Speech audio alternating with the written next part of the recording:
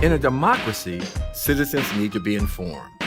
Informed about policies, issues, homelessness, law enforcement, and social services. In order for people to make good decisions that affect their lives, they need to be informed. Conversations with Erroll Parker.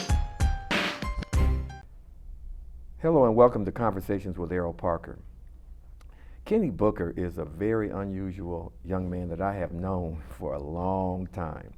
He's made some great transitions in his life. He's a former basketball player in junior high school, college, and junior college, or community college as they say now. And I've watched this young man, and I'm saying young because him and I are about the same age, grow and develop. He's a real estate agent. He's a family man. He's done some acting. He's done some coaching.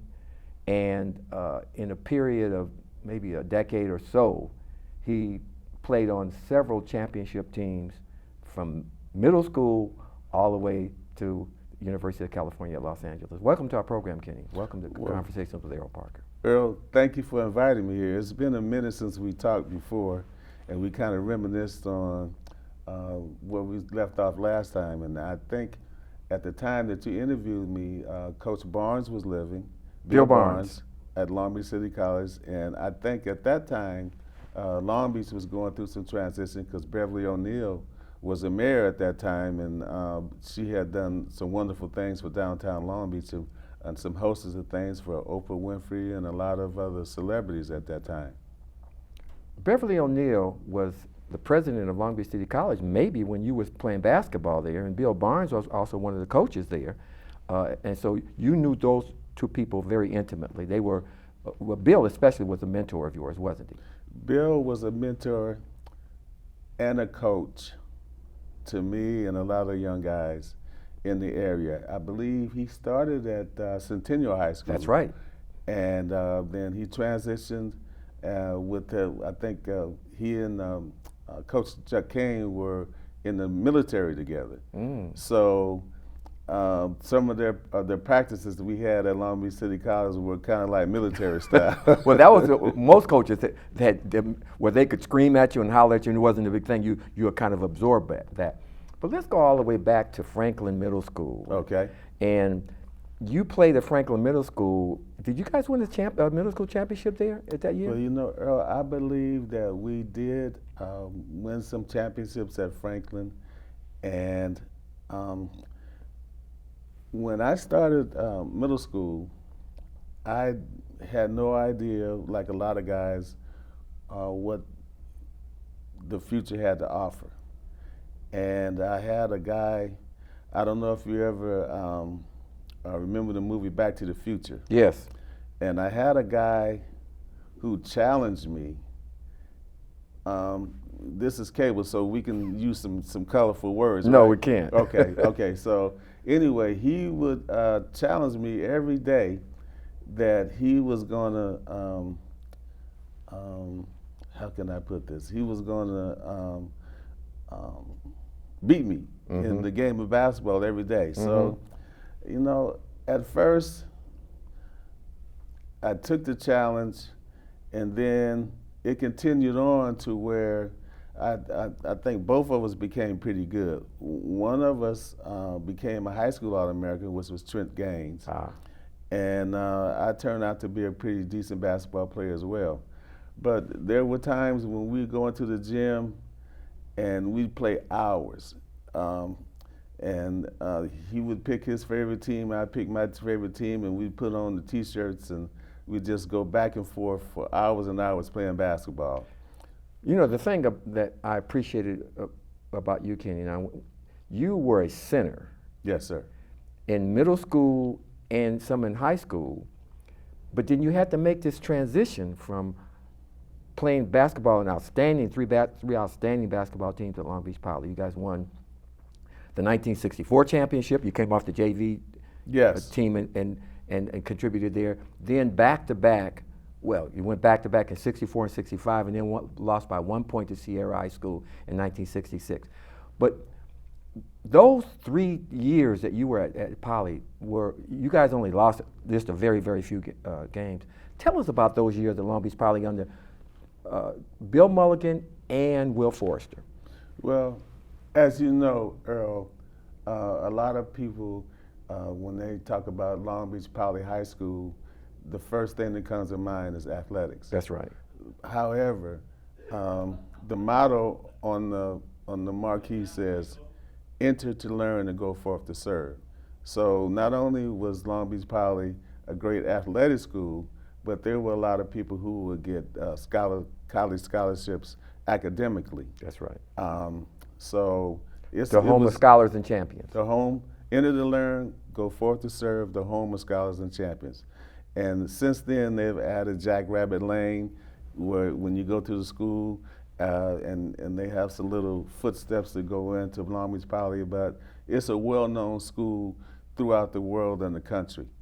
In fact, my wife and I were in St. Peter's Basilica in Rome, Italy, about 5 years ago. And we were there taking in all the sights.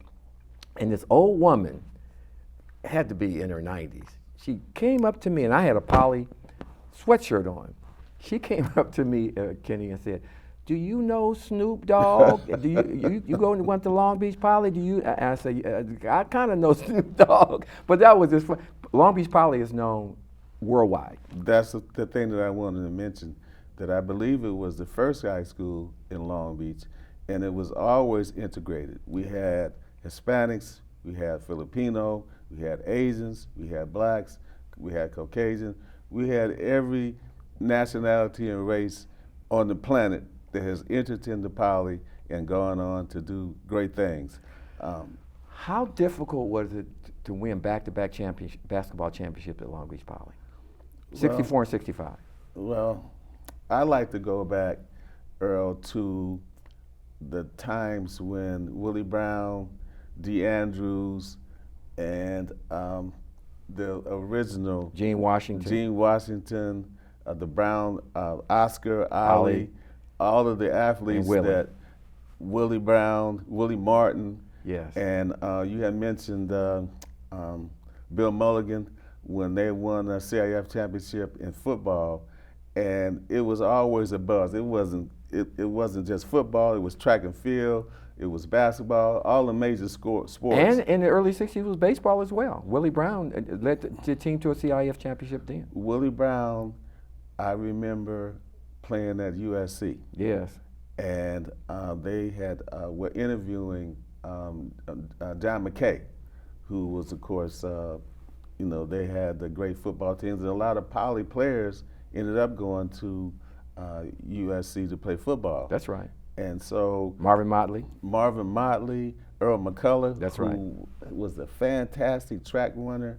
He ran the 180 highs at 18.1, and from the time that he made that mark until the time the race was retired, nobody had run it faster than he did. But let's go back. Yes. I want to talk about that 64-65 teams that won back-to-back championship.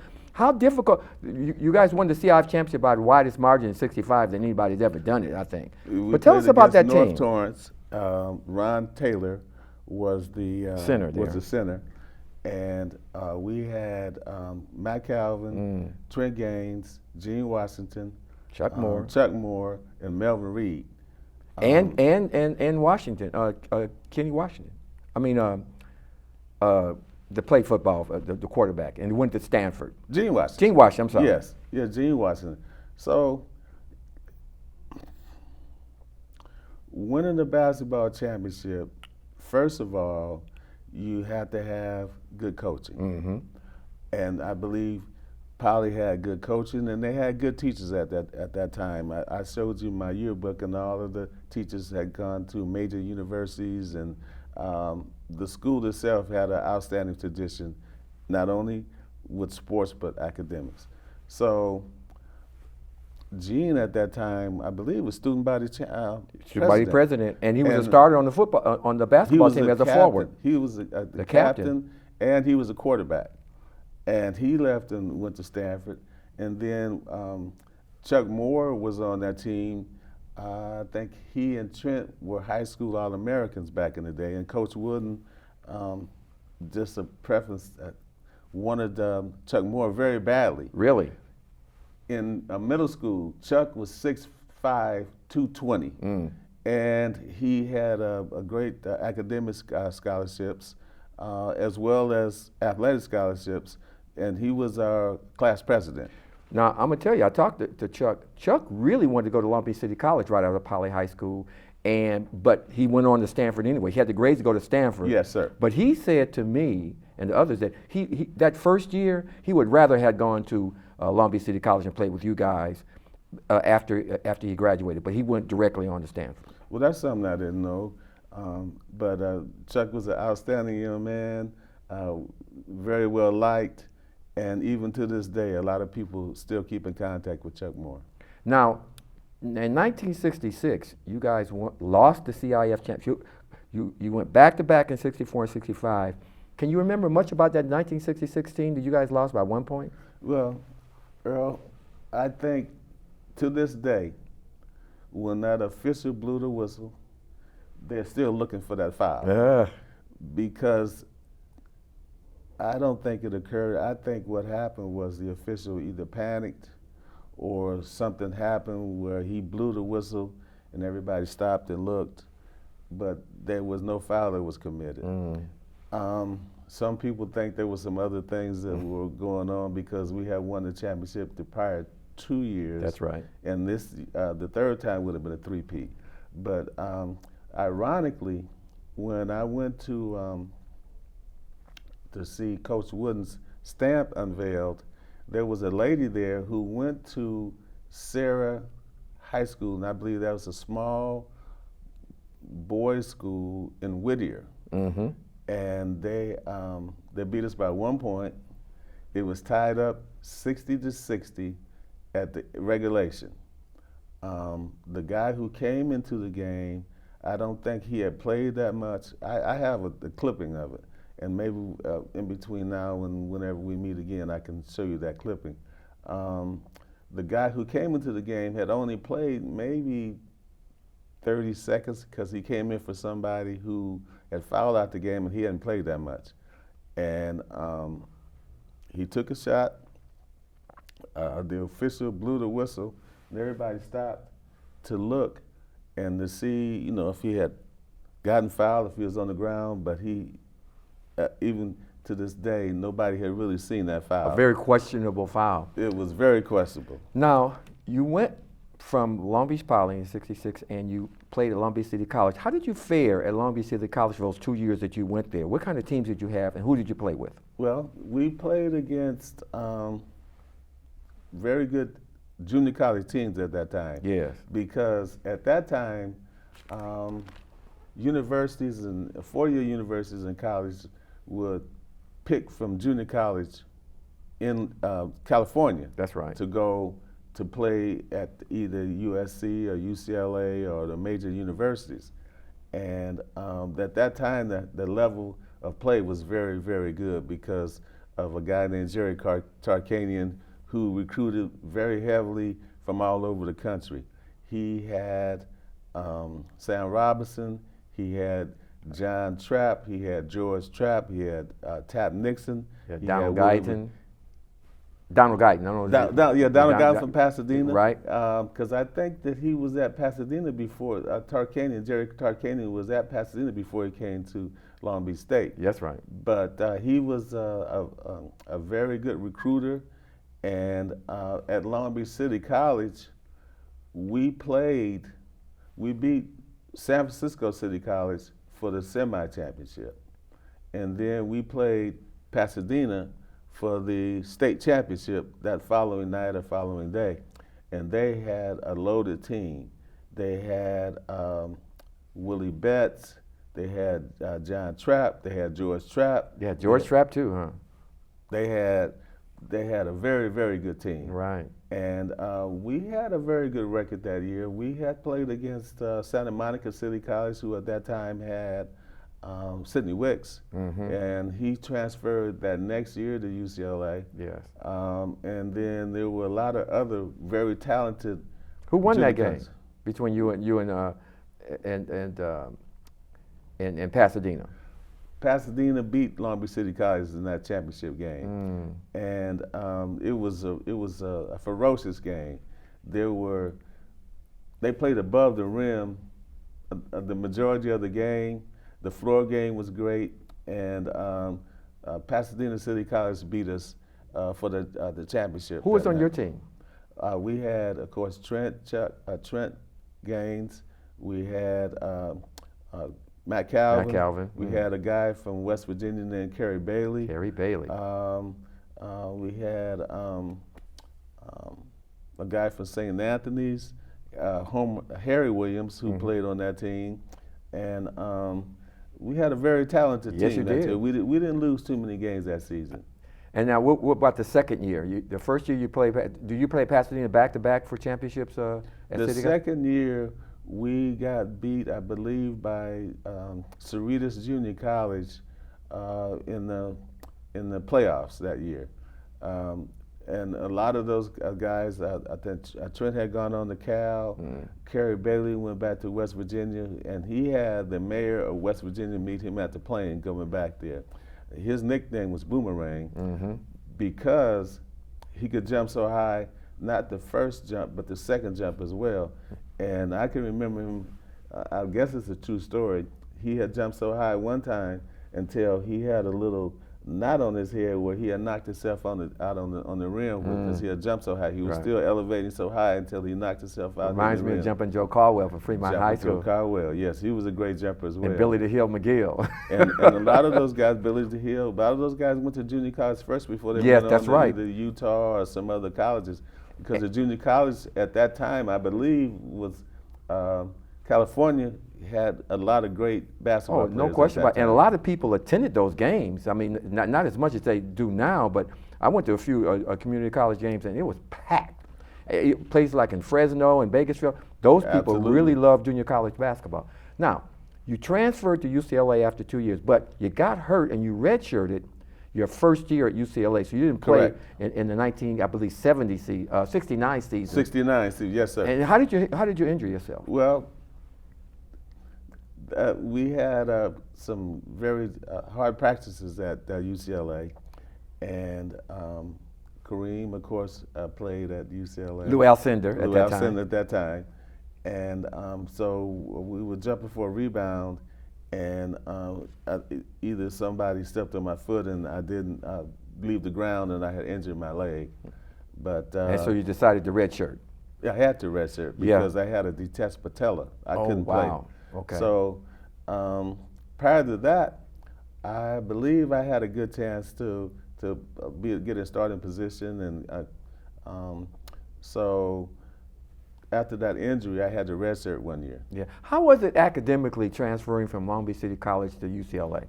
Well, I believe because of the Long Beach Unified School District, I was prepared to go on to a four-year university, and if I had gone earlier, I might not have been as prepared. But I went to junior college and Matured matured some, had some insight on going and sitting in the front row in classes and taking chemistry and. What was some your other- major? I majored in physical education. Aha. And I got a degree from UCLA, and I got a teacher credential. After getting a couple tryouts for the pros, I got tryouts for Phoenix Suns and also for the Lakers.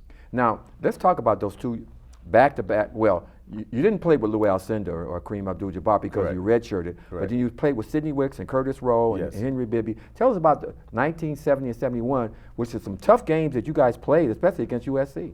Well, I believe the whole nation knew that Kareem had graduated, and they felt like Walton being a freshman, and I should have started the program by giving him and his family condolences because he just recently passed away yesterday. Yesterday, we're going to talk about that. Okay. But talk about 1970, 71 playing with Sidney Wicks, with Curtis Rowe, Henry Bibby, Steve Patterson. So the nation knew that Kareem had graduated Yes. because there was some rules that were put in place. We couldn't dunk and this and that because people were getting injured. But I think it was just to slow UCLA down because at that time we had won 3 national championships in a row, That's and right. I played on the 4th and 5th national championships That's right. under Coach Wooden. And so the schools and the players knew that Kareem had graduated, and they also knew that if they had a good game against UCLA, there was probably a fairly good chance that they would get drafted to the pros. So I believe our margin of victory was very slim, but we won a lot of very, very close games.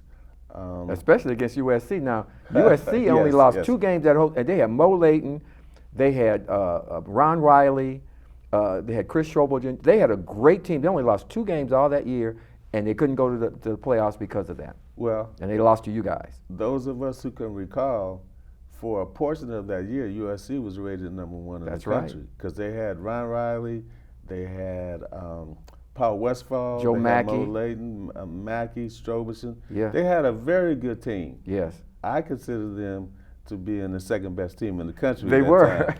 But They- now I'm going to tell you, the strategy in that game was to let you shoot because they need to double team. And you had one of the best shooting games of your entire career from the elbow because they said, well, Wicks, they had to contain Wicks and to some degree Curtis Rowe. But you had an outstanding game against them that second time. Well, I consider myself a student of the game, and when I joined the starting lineup that year, they really didn't need a shooter. Mm-hmm. They needed somebody who would guard the toughest guards in the country. I had to guard Austin Carr, Jeffrey Petrie, the guards up in Oregon. With Rick Mount, or did you? Rick Mount. Yep. I don't think we played against Rick Mount. That was the year before, but, right? The guy from LSU. Pete Pete Maravich. Maravich. We played against Pete Maravich, so my job was to guard the toughest guard on the other team. I remember guarding Jeff Petrie. The first half of the game, he had 20 points, Mm-hmm. and coach would put me in when there was a guy who got kind of hot. And that second half, he scored 1 free throw, and that was all that he got that second half because I guarded him, and my job was to stop the hot player from getting more points. But unless you're a student of the game, and I'm a coach, I've coached at Long Beach Poly for many years, I can really appreciate the transition that you had to go through, Kenny. You were a center, and then you were asked to be at UCLA to be a guard and to be on the perimeter. Now that's not an easy thing to do, Kenny. I don't care what you say. Well, I know it's not because that basket seems a long ways away when you playing center and you getting 4 and 5 foot jump shots and having to shoot now from the 3-point line. But getting back to that USC game, Yes. I kind of felt because I knew some of the coaches and some of the players because we'd always play against each other off season or in other gyms that they kind of felt like that I couldn't shoot. But actually, I wasn't a bad shooter. I just didn't shoot because that wasn't my role on that team. And I did have a good game, and we did beat USC. And at that time, it was, I believe, the Pac-8. USC sued the NC2A to get into the playoffs. Yes. Because at that time only one champions. only one team could go to play the postseason, And that had they to be the won that champion. lawsuit. That's right. Oh, they did, and that's why that opened things up for March Madness. which Even is- now to this day, Yes. they let they let more colleges in Yes. to play in the postseason, and there's been so many numerous changes. The NIL, which I think there was a guy named Mark Eisenberg who wrote a book. He went to Stanford and he was there with Gene, and he wrote a book that someday he wrote in his book that someday college players would get money for playing in Compensated. college, they're doing that now, and it's a shame. I mean, as a college player that you were, okay, you got a scholarship that took care of your books and your tuition, but you need a lot of other money in order to live. But you are not allowed to work during the season because of the rules of the NC2A. Well, that always goes back to me thinking about Reggie Bush, because they took his Heisman Trophy away, but he's just regained it That's because right. they changed the rules. That's right. And at that time, you weren't allowed. You were supposed to be an amateur athlete, and you weren't allowed to get compensation, but we had scholarships to pay for our books and meals and stuff like that.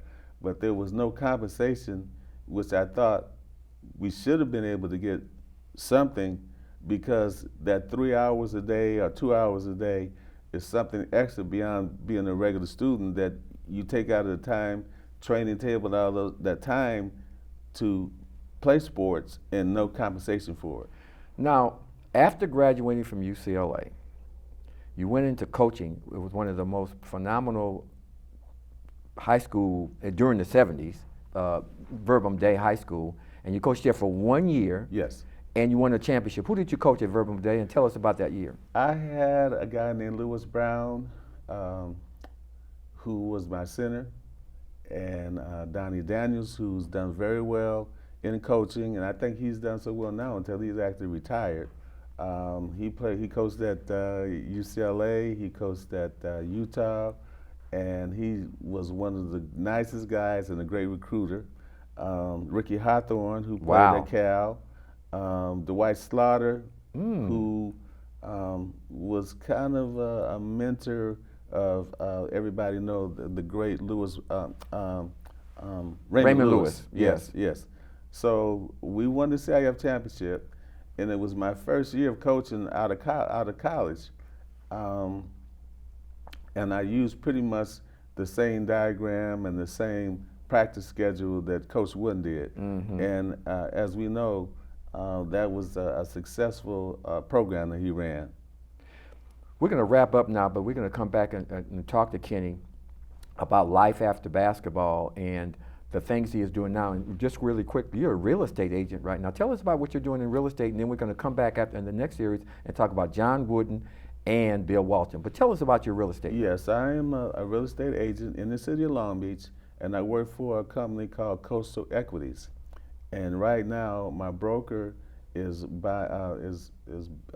building and designing a 100-unit building in the city of Long Beach. He has a contract for the VA, for the veterans, and once it's completed, they're going to house veterans and maintain the building in the city of Long Beach. What got you into real estate? Well, there was a broker who attended Christ Second Baptist Church, Mr. Anderson. Yes, Maurice's father or Maurice? Maurice Anderson's father. Yes. Samuel Anderson. And I noticed that every year he had a brand new Jaguar. And I was like, well, I know he hasn't put that many miles on it, but he had been done very well with the church and getting housing for minority people. And at one time, they even had a credit union in the city of Long Beach to help people, and for the buying houses from the credit union. And even to this day, there was a very strong demand for a democracy in housing for minorities, and that's one of the reasons why I got a real estate license, because I wanted to have to be able to give good information to minorities on how to buy a home and keep a home. Well, we've been visiting with Kenny Booker. Kenny, thank you so much. We're going to come back in part 2 of this series to talk about John Wooden, your coach in college at UCLA, as well as the recent death of Bill Walton. We've been visiting with Kenny Booker, good friend of mine, and also Long Beach Poly High School, outstanding basketball player, Long Beach City College and at UCLA, a true champion and a true gentleman. We'll be right back with part 2, visiting with Conversations with Erroll Parker with Kenny Booker. In a democracy, citizens need to be informed about policies, issues, homelessness, law enforcement, and social services. In order for people to make good decisions that affect their lives, they need to be informed. Conversations with Erroll Parker. In a democracy, citizens need to be informed about policies, issues, homelessness, law enforcement, and social services. In order for people to make good decisions that affect their lives, they need to be informed. Conversations with Erroll Parker. Welcome back to Conversations with Erroll Parker, part 2 with my good friend Kenny Booker, who played at Franklin Middle School and Long Beach Poly High School in basketball, and Long Beach City College in basketball, won championships there, and UCLA won back-to-back championships there. played with some great, immortal people at UCLA. I went on to coach basketball at Verbum Day High School, and he's currently a real estate agent and a good friend of mine. We talked about 20 years ago. But in this portion of the program, Kenny, I'd like to talk about the death of Bill Walton, who was a good friend of yours, and how you met Bill at UCLA and your relationship with Bill. Then we want to talk a little bit about John Wooden as well. Oh, thank you, first of all, for allowing me to come in and speak, Erroll. And yes, I do consider Bill Walton a friend of mine. And I can remember back in the days when he was a freshman and I was a senior. And the prior time when the freshman at UCLA had a 7-footer, it was Louis Alcindor. And that team actually beat the defending NC2A championship team when they played against them for the freshman and varsity game. And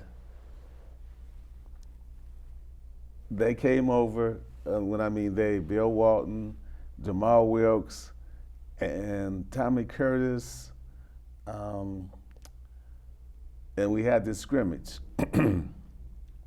And I think they anticipated that they might do the same thing that Kareem's team did because they had a 7-footer. Mm-hmm. But I can remember Bill trying to play defense on Sidney. And it just didn't happen that way. Wow, so you just dominated him, huh? It just didn't happen that way. Sidney, you know, he was a very prideful person, and I believe that he did not want to have that on his calendar that was the day that the freshman team beat the varsity team. And he and Curtis kind of put on a little clinic. I can remember Sidney dunking on Bill, and you know, they kind of felt like when they went back on the other side, they had a few more things to learn. But yes, and over the years, Bill and I would, you know, talk with each other on the phone, and he would mention my name when he would do the broadcast at UCLA. He said, Kenny Booker's in the house, and he would always give me love, and I would always give Bill love. And I am saddened to the point to, you know, have a teardrop to my eye because Bill was a great man, and I think when Kareem gave his testimony about Bill, he said that he was a great competitor on the court, and he was a great humanitarian, and Bill tried to please everyone as much as possible, and Bill brought the best out in all of us. Well, I remember the duels that Kareem and Bill had when Bill was with the Portland Trailblazers. I mean, Bill put up some numbers against Kareem, and I mean, he was an all-around, I didn't know him at all, I never met him, but he was an all-around great basketball player, not only at Helix High School in San Diego, but at UCLA, and for that one brief year, a couple of years when he was healthy, it was the Portland Trailblazers in 1977 with Twarzik and Maurice Lucas. And that outlet pass that Bill had remind me of Wes Unseld. He was an all-around great basketball player. You brought up the thing that I thought that Bill gave all of his teams an advantage.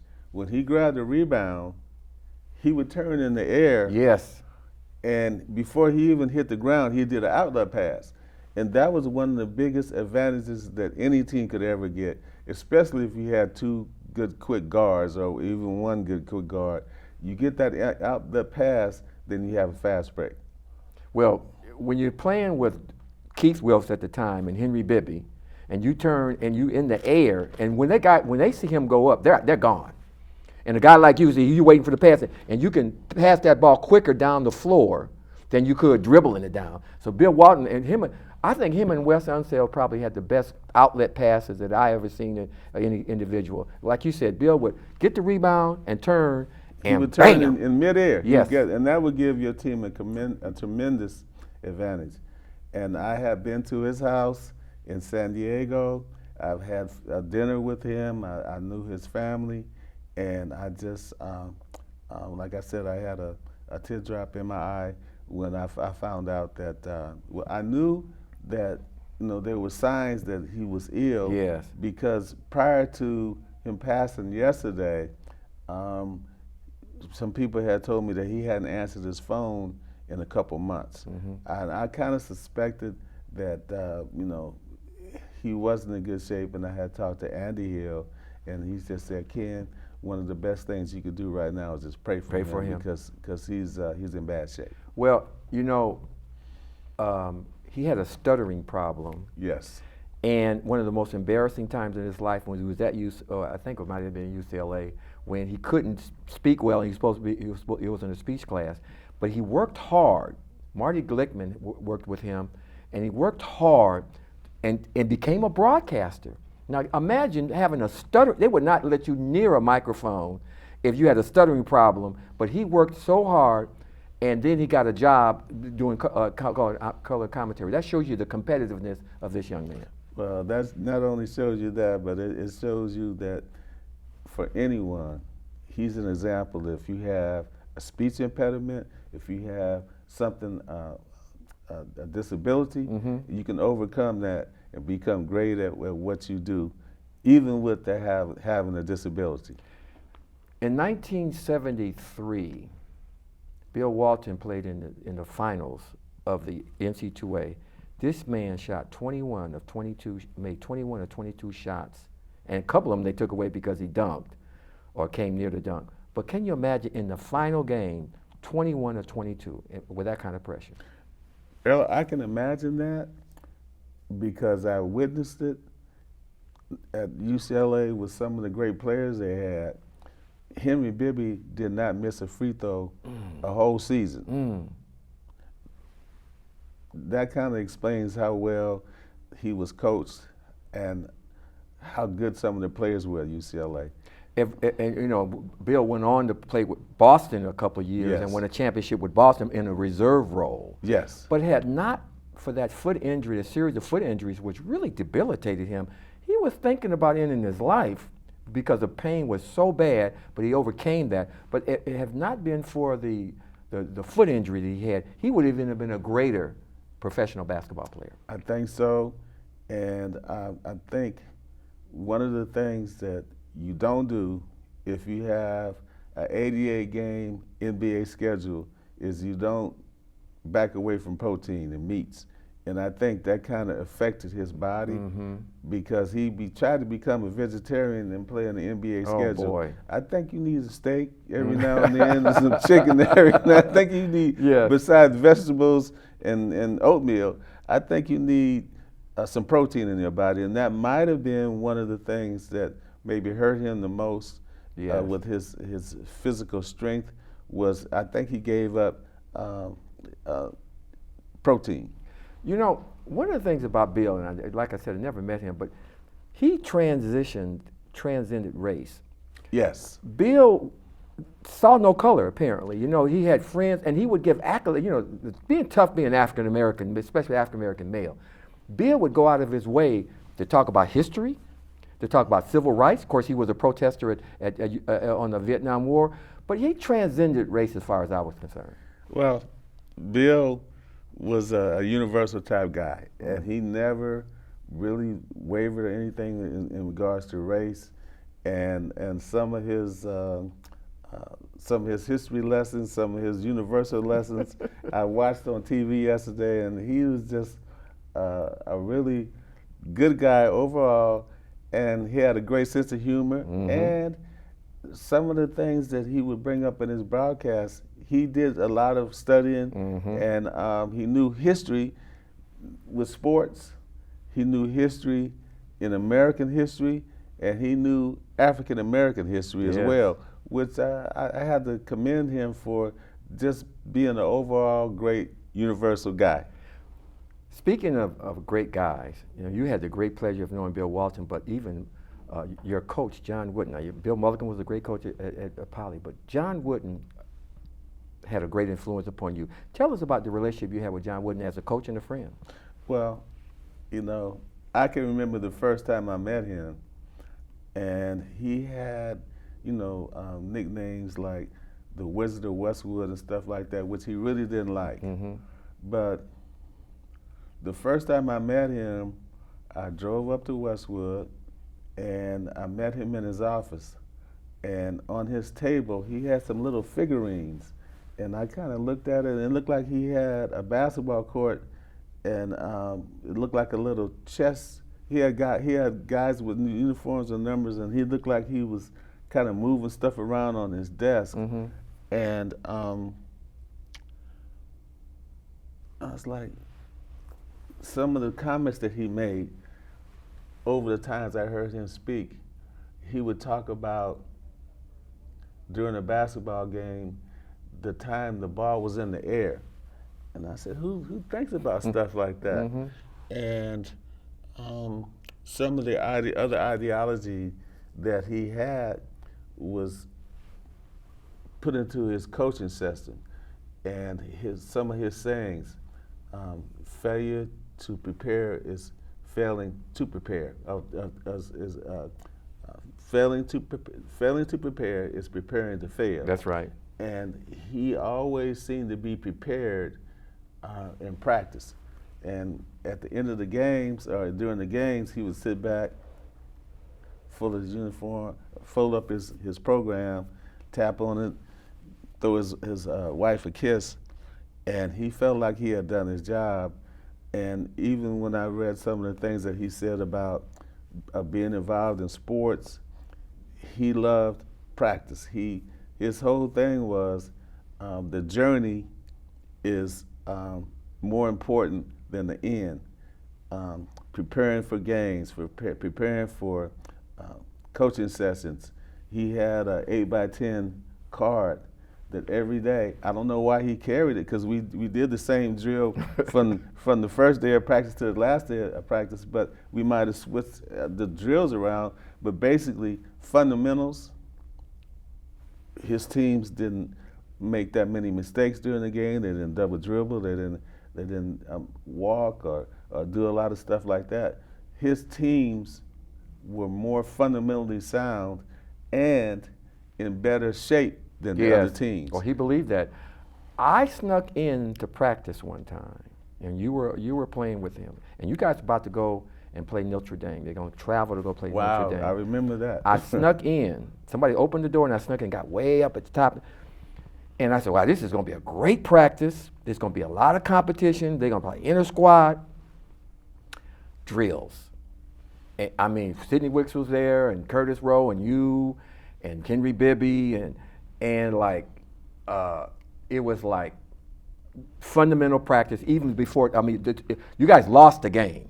I think it was. I remember, but I mean that was one of the few games that was televised that we lost. But I expected inter squad game and get, but no, it was fundamentals the whole way. And like you said, he did that in the first practice and the last practice.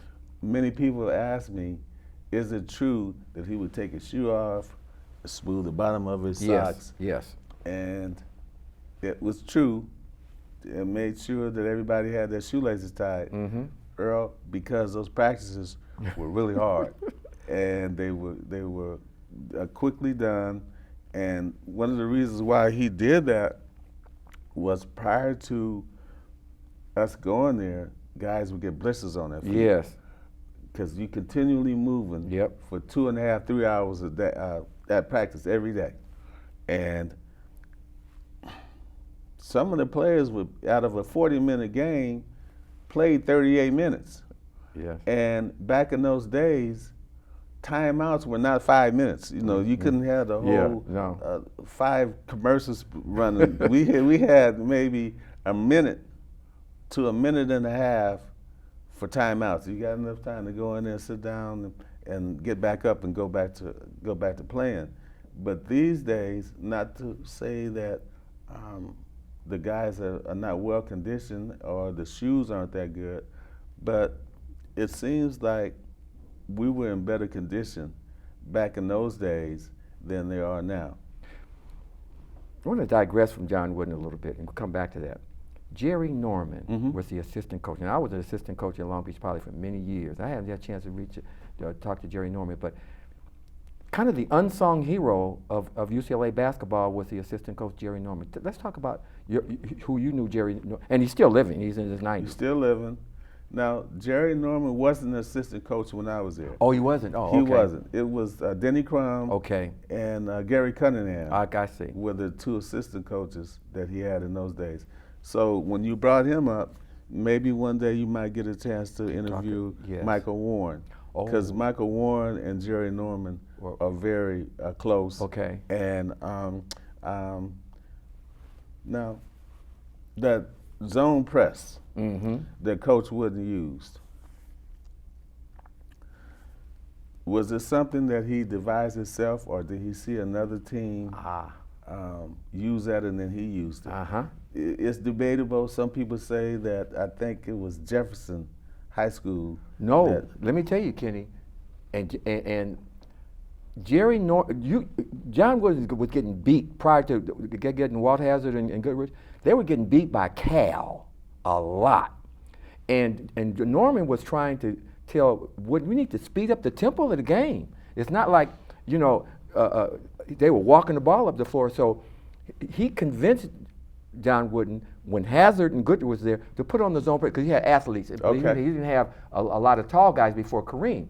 And it speeded up the tempo, and you know where Walt Hazzard would get the ball when they would steal the ball and speed up the tempo, and they score 100 points. And Jerry Norman finally convinced John Wooden that Cal was beating, Pete Newell was beating him all the time. Peter Newell, yes. Yes, and he convinced Wooden, finally said, okay, we'll do that with the type of team that he had, with Hazzard, Goodrich, and Hirsch and those guys.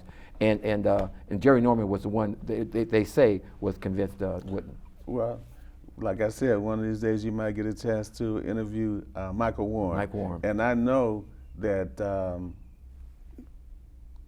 Norman was there the full time that Michael Warren was there. That's right. Yes. And I had a conversation with Lucius Allen recently, and I'm sure I'm going to try to get him in the studio as well.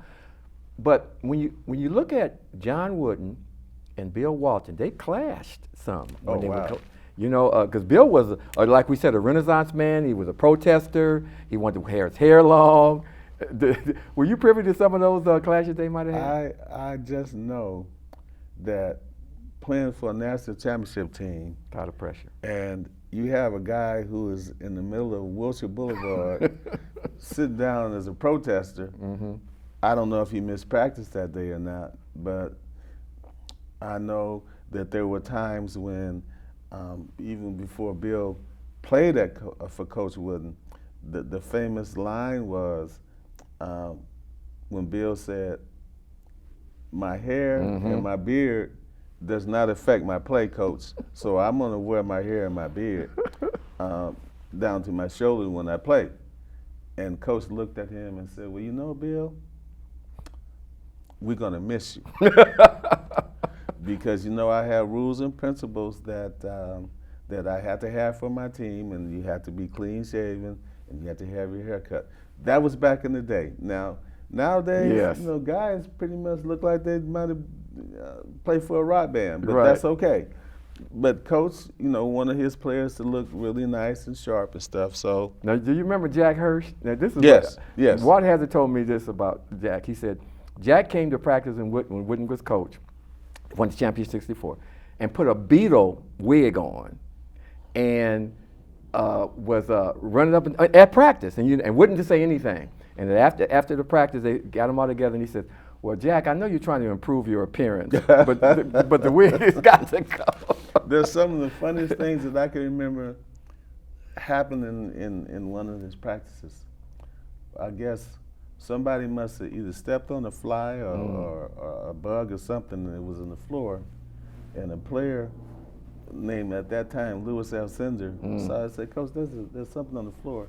And they actually had a burial ceremony. Oh, are you kidding me? It was some of the funniest stuff that happened. So they gave that bucket a funeral service at practice. That was funny. Tell us about playing with Sidney Wicks. He was a kind of an interesting guy. Sidney was a fierce competitor. Yes. And